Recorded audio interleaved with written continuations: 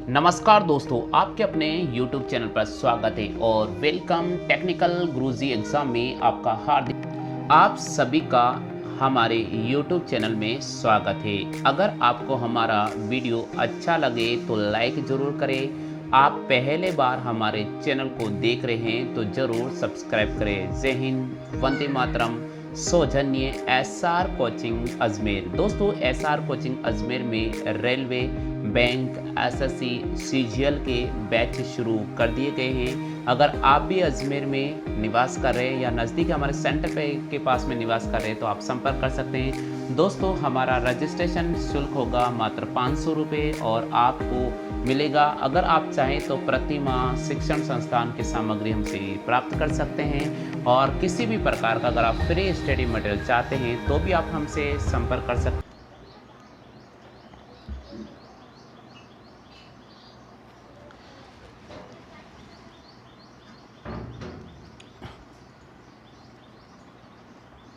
नमस्कार दोस्तों, आपके अपने YouTube चैनल पर स्वागत है। और दोस्तों, आज मैं आपके सामने लेकर आ गया हूँ राजस्थान का मॉडल सेट कोड नंबर 301।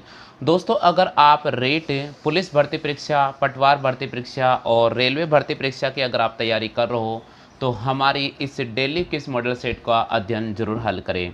तो दोस्तों, ये प्रतिदिन आपको 10-10 प्रश्न मिलेंगे आपके व्हाट्सएप नंबर पर और आप उन्हें हल कर सकते हैं और आप चेक कर सकते हैं कि इनमें से कितने प्रश्न आते हैं।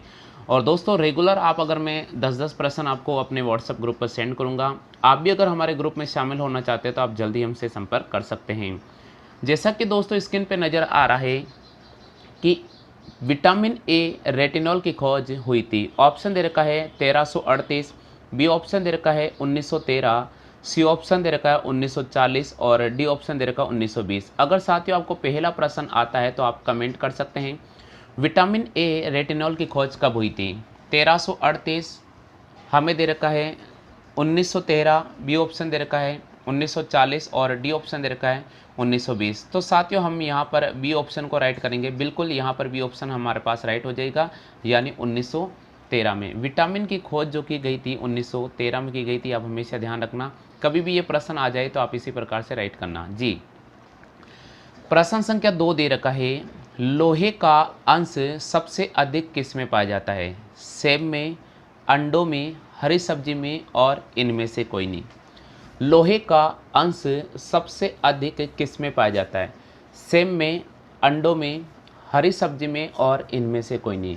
तो साथियों मैं आपको बता देता हूँ कि लोहे का जो सबसे अधिक अंश पाया जाता है वह हरी सब्जी में पाया जाता है, इसलिए हम यहाँ पर बी ऑप्शन को राइट करेंगे। हरी सब्जी में लोहे का सबसे अधिक जो अंश पाया जाता है हरी सब्जी में पाया जाता है, इसलिए हम यहाँ पर बी ऑप्शन को राइट करेंगे। जी हाँ दोस्तों, बहुत ही महत्वपूर्ण प्रश्न है, कई बार ये एग्जाम में आता है तो आपको बिल्कुल ध्यान रखना पड़ेगा कि लोहे का सबसे अधिक अंश किस में पाया जाता है? हरी सब्जी में। प्रश्न संख्या 3 की बात करते हैं। प्रश्न संख्या 3 दे रखा है, प्रोटीन और वसा दोनों प्रचुर मात्रा में किस में पाया जाता है? प्रोटीन और वसा दोनों प्रचुर मात्रा में किस में पाया जाता है? ऑप्शन दे रखा है नारियल, बी ऑप्शन दे रखा है मूंगफली, सी ऑप्शन दे रखा है सोयाबीन और डी ऑप्शन दे रखा है सूरजमुखी। साथियों मैं आपको बता देता हूं कि प्रोटीन और वसा दोनों प्रचुर मात्रा में मूंगफली में पाए जाते हैं, तो यहां पर हमें बी ऑप्शन को राइट करना पड़ेगा। मूंगफली में प्रोटीन और वसा दोनों प्रचुर मात्रा में मूंगफली में पाए जाते हैं। चौथा प्रश्न दे रखा है, निम्न में से किस फल में लोहे की मात्रा प्रचुर मात्रा में पाई जाती है? यानी ऐसा कौन सा फल है जिसमें लोहे की मात्रा प्रचुर मात्रा में पाई जाती है? ऑप्शन दे रखा है जामुन, बी ऑप्शन दे रखा है करौंदा, सी ऑप्शन दे रखा है लोकोट और डी ऑप्शन दे रखा है अमरूद। साथियों मैं आपको बता देता हूं कि ये प्रश्न अति महत्वपूर्ण प्रश्न है और ये प्रश्न बहुत पहले पूछा भी गया था। और कब पूछा गया था ये भी मैं आपको बता देता हूँ। यूपी का जो पेपर हुआ था UDA LDA 2006 के अंदर ये प्रश्न आया था कि निम्न में से किस फल में लोहे की मात्रा प्रचुर मात्रा पाई जाती है? तो साथियों हमें बी ऑप्शन को राइट करना पड़ेगा, करौंदा में। बिल्कुल करौंदा जो फल है उसमें लोहे की जो मात्रा है वो प्रचुर मात्रा में पाई जाती है। पांचवा प्रश्न दे रखा, गेहूं में रोटी बनाने के गुणों को प्रभावित करने वाला कारक कौन सा है? ऑप्शन दे रखा है आपके सामने ग्लूटीन, बी ऑप्शन दे रखा है ग्लोबुलिन, सी ऑप्शन दे रखा है ग्लाइसिन और डी ऑप्शन दे रखा है हमारे पास में लाइसिन। तो दोस्तों ये प्रश्न यूपी यूडी का पेपर था, एलडीए, और 2010 में ये प्रश्न पूछा गया था कि गेहूं में रोटी बनाने के गुणों को प्रभावित करने वाला कौन सा कारण है। ऑप्शन दे रखा है ग्लूटीन, बी ऑप्शन दे रखा है ग्लोबुलिन, सी ऑप्शन दे रखा है ग्लाइसिन और डी ऑप्शन दे रखा है लाइसिन।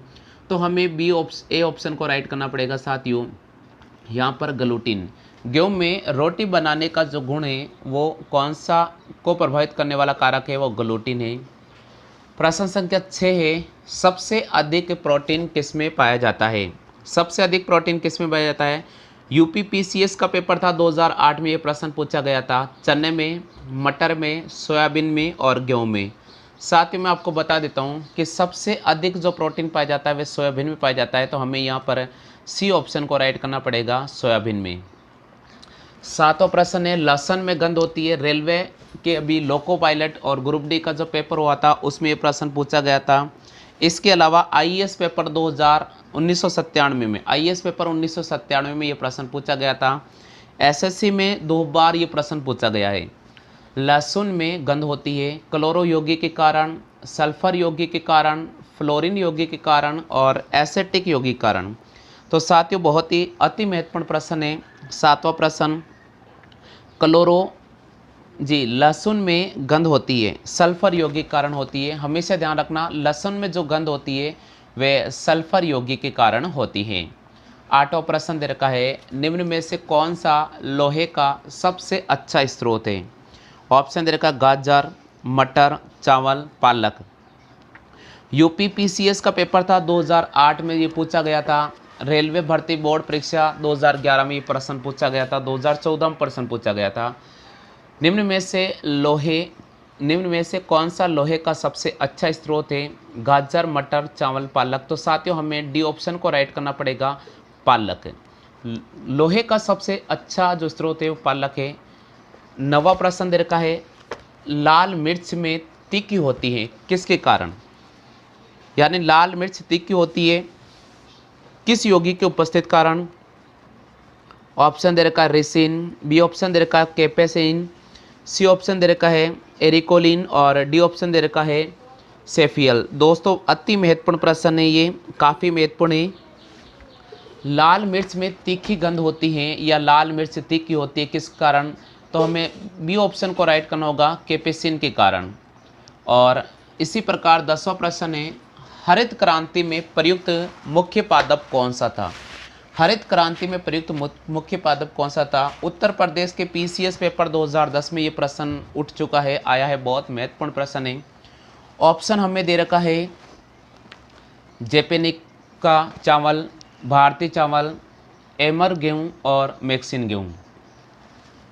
तो दोस्तों प्रश्न संख्या 10 है, हरित क्रांति में जो प्रयुक्त मुख्य पादप था उसका नाम है मैक्सिन गेहूँ। तो यहाँ पर हमें डी ऑप्शन को राइट करना पड़ेगा, मैक्सिन गेहूँ को। तो दोस्तों आज की ये जानकारी आपको कैसी लगी है इसके बारे में आप कमेंट कर सकते हैं। अगर आपको हमारा फ्री स्टडी मटेरियल चाहिए तो आप अपना नाम और ज़िला नाम लिखकर, बिल्कुल नाम और ज़िला नाम लिखकर मेरे व्हाट्सअप नंबर पे सेंड करें। व्हाट्सअप नंबर है मेरा, यहाँ पर मैं लिख रहा हूँ,